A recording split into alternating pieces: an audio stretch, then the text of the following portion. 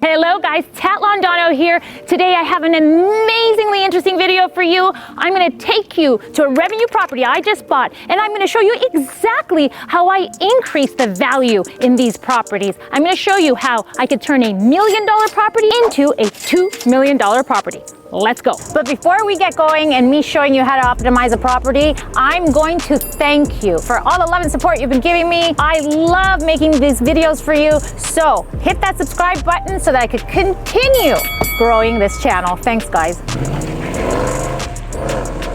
I know you guys love seeing me in the Porsche, but today we're taking the Range Rover for several reasons. Number one, I live in Canada, for those of you who didn't know, and it is already super ice cold. Therefore, the Porsche is okay, but this Rover is a tank and could get me through any sort of ice. When dealing with my revenue properties, she's a solid.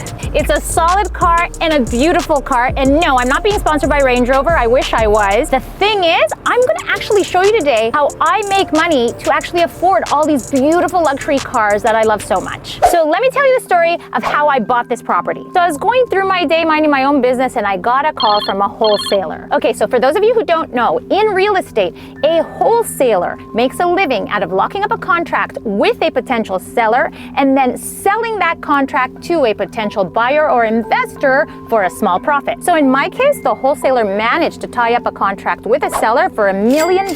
He then came to me and offered it at $1.030 million. I gladly accepted, and when all was said and done, the wholesaler made himself $30,000, the seller made $1 million, and I got myself a new building. It is freaking freezing today. But let me introduce you to my brand new baby. I'm going to be taking very special care of her for the next 3 months. This building is what we call in real estate a sixplex because it has 6 units in it that I will collect rent from. Here, take a look at one of my empty units. It has to be completely gutted and renovated, and that's what I'm going to do. This is my contractor, Hanel. Hola. He takes care of all of this for me. So the reason I was able to get a great deal on this property is because most of the units are empty, like this one.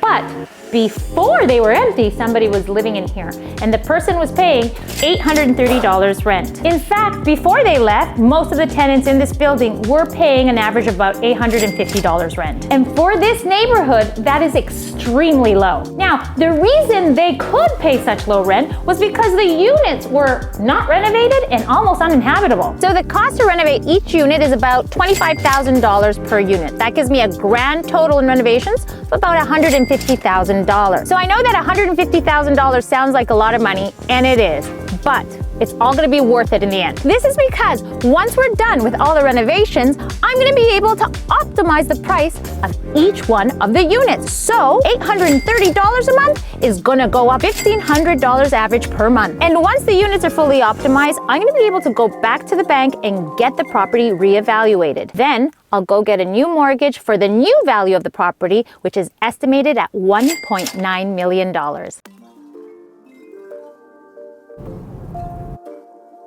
So after investing $25,000 of renovations into each unit, which gave me a total renovation cost of about $150,000 for the 6 units, I was able to raise the rent of the units to an average of $1,500 per unit per month, which gives me an annual revenue of $108,000, which then raises the value of my property from $1 million to $1.9 million. So that's it, guys. That's how I was able to turn a $1 million property into a $2 million property in less than 6 months. And if you're enjoying my content, go ahead, subscribe, and turn your notification bell on, ding ding, and I'll see you next time.